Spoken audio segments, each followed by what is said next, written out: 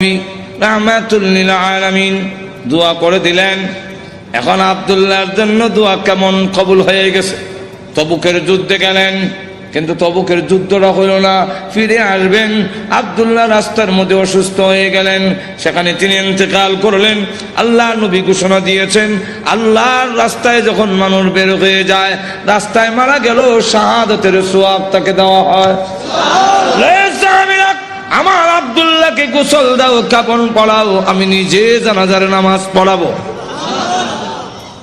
নবীজি নিজে জানাজার নামাজ পড়াইয়া লাশ যখন কবরের দিকে নিয়ে যায়, নবীজি পিছনে পিছনে যায়। কবরের পার গেলে পড়ে ডাক দিয়ে বলেন, সাহাবীরা রে, কেউ কবরে নামবে না, আমি তার কবরে নামবো। নবীজি আব্দুল্লাহ রাদিয়াল্লাহু আনহুর কবরে নামে দুই কান হাত উপর দিকে বাড়ায় দিয়ে বলেন, রে আব্দুল্লাহ, সাহাবীরা দে লাশটা আমার হাতে দে। একটু জোরে কর না। দে আমার আব্দুল্লাহর লাশ আমার কোলে ছেড়ে দে।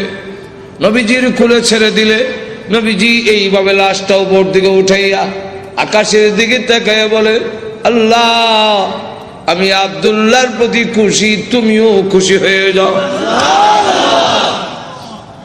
আল্লাহ, এখন আব্দুল্লাহর লাশটাকে আমার কোল থেকে তোমার রহমতের কোলে আমি স্থানান্তর করতে চাই। এই কথা শুনে সাহাবীরা গইরে কবর পার কান্না শুরু করেছেন। বিশেষ করে সাদ ইবনে আবি ওয়াক্কাস রাদিয়াল্লাহু আনহু ডাক দিয়ে বলে, মাটিতে গইরে কান্না আর বলে, আব্দুল্লাহ রে, এই লাশটা তোর না হইয়া আমার যদি হতো রে, আমার ভাগ্য কত ভালো ছিল রে আব্দুল্লাহ।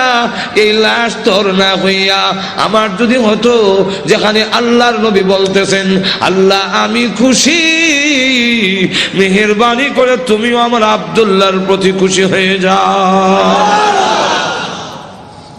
ভাইরা আমার, লক্ষ্য করে দেখুন, এইভাবে অনেক ঘটনা সারা রাত বললেও তো শেষ হবে না।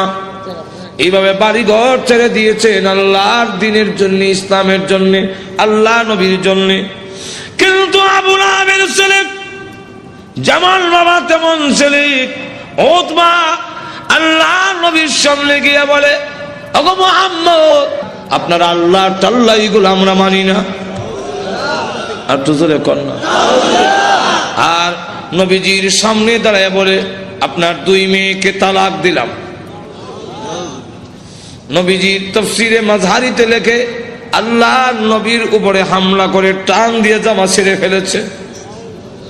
নবীজি চোখের পানি ছেড়ে দিয়ে কাঁদলে, হ্যাঁ প্রভু, আমার জামা ছিঁড়েছে, এই জন্য আমি ব্যথা পাইনি।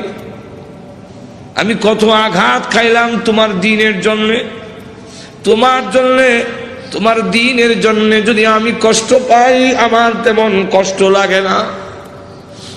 ও প্রভু, আমার মেয়েকে তালাক দিয়েছে, এই জন্য দুঃখ লাগে নাই, দুঃখ লেগেছে। আমার সামনে যদি তোমাকে কেউ অবজ্ঞা করে, তোমাকে অপমান করে, আমি রাসূল কখনো বরদাস্ত করতে পারি না। ভাইরা আমার, বাস্তবিক যাদের ভিতরে ঈমান আছে, ঈমানদার কখনো দুনিয়ার সকল কিছু বরদাস্ত করতে পারে, কিন্তু আল্লাহ নবীকে অপমান করবে, এই পৃথিবীর কোন মুমিন কখনো বরদাস্ত করবে না।